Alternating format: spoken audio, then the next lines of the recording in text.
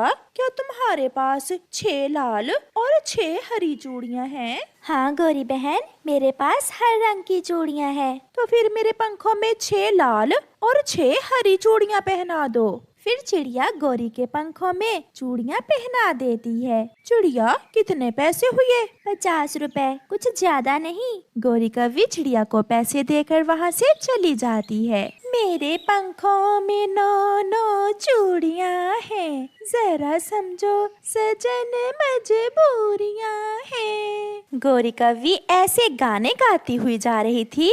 सामने से कबूतर दूसरी तरफ देखता हुआ आ रहा था। वो सीधा आकर गौरी कव्वी से टकरा जाता है। गौरी कव्वी गिर जाती है। वो पेड़ पर गिरती है और उसकी सारी चूड़ियाँ टूट जाती हैं। सॉरी गौरी कव्वी, सॉरी, मेरा ध्यान दूसरी तरफ था। सॉरी के बच्चे, मेरी सारी चूड़ियाँ तोड़ दी, और इतनी छोटी सी सॉरी से क्या तुम्हारी जान छूट जाएगी? मुझे नई चूड़ियाँ लेकर दो।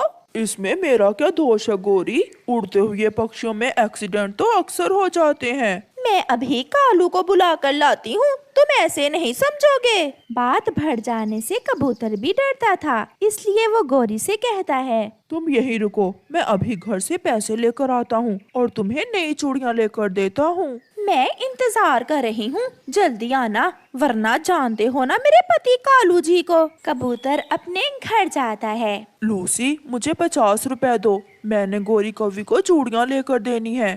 वो क्यों पति जी? कबूतर अपनी पत्नी को सारी बात बताता है। वो लड़ाई बढ़ा लेंगे, इसलिए 50-100 के लिए मैं उनसे लड़ना नहीं चाहता।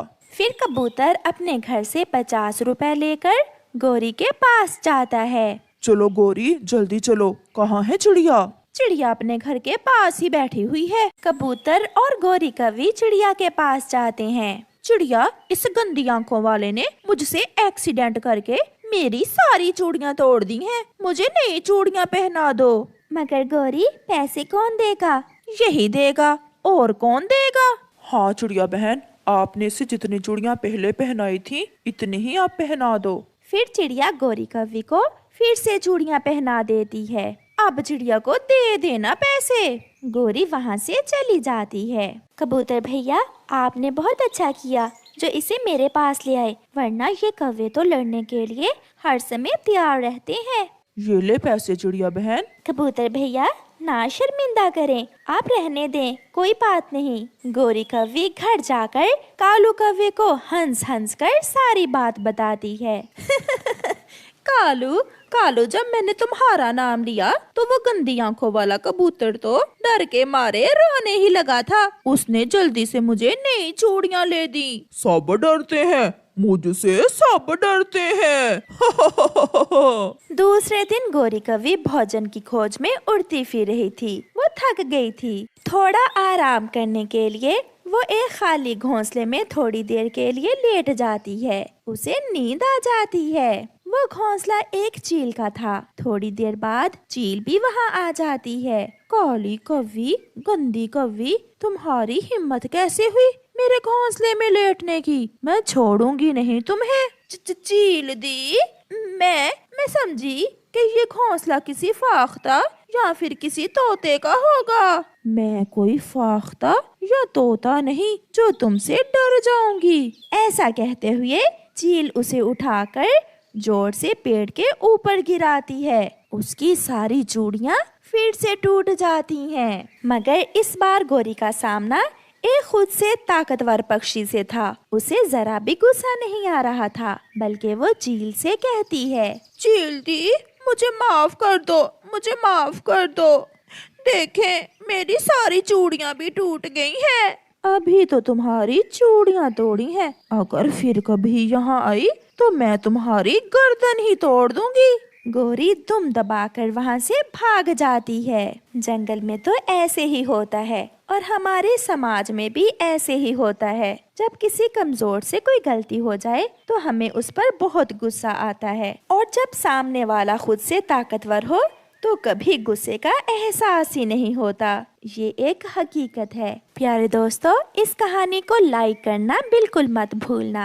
आपका धन्यवाद। ऊंचे पेड़ पर बैठी चिड़िया की बेटी गुड़िया अपने नानों का इंतजार कर रही थी। गुड़िया बेटी, अंदर आ जाओ, आपकी नानो अभी नहीं आएंगी। मम्मा, मैं दूर से ही नानो को देखकर घर ले आऊंगी। नानो मेरे लिए बेसन के लड्डू लेकर आएंगी। गुड़िया की नानो उड़ते उड़ते थक गई थी। वो एक जगह बैठ जाती है। थोड़ा आराम करके फिर से उड़ती हूँ। दूर एक कौवा पेड़ पर बैठा हुआ गुड़िया की नानो को देख रहा था। इस बुढ़िया के डिब्बे में क्या होगा? इसमें जरूर कोई खाने वाली चीज होगी। ऐसा सोचते हुए कालू कौवा गुड़िया की नानो के पास जाता है। बूढ़ी माँ जी, क्या आप थक गई हैं? हाँ बेटा कौवे, मैं रानू चिड़िया की माँ हूँ। ये डिब्बा बहुत भारी है, इसलिए मैं थक गई। माँ जी, क्या है इस डिब्बे में? इसमें बेसन के लड्डू हैं। मैं अपनी नवासी के लिए बेसन के लड्डू बना कर लाई हूँ।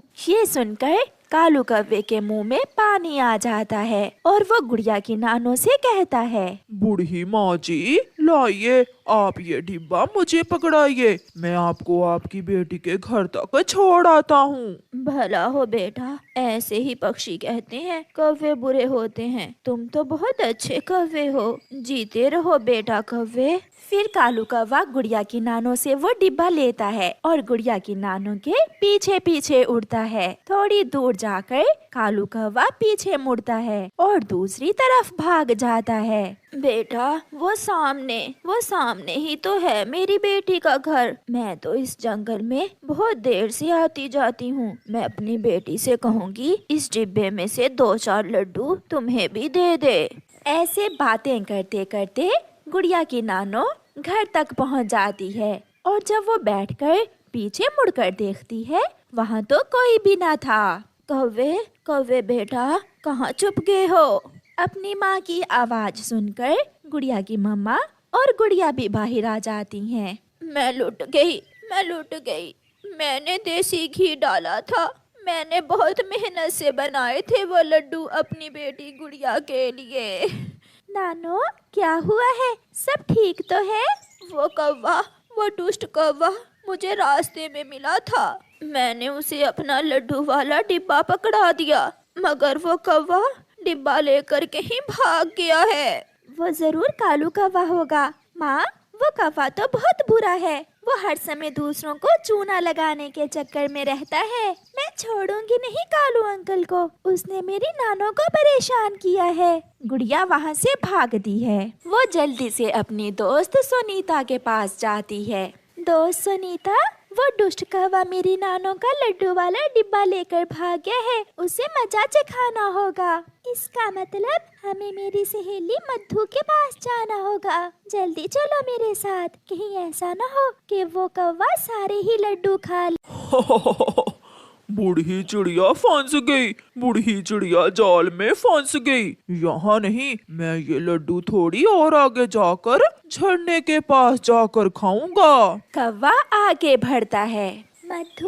मधु सहेली, गुड़िया की नानो को कालू अंकल ने बहुत तंग किया है, बहुत परेशान किया है। कालू कौवे ने गुड़िया की नानो को। हुआ क्या है सुनीता?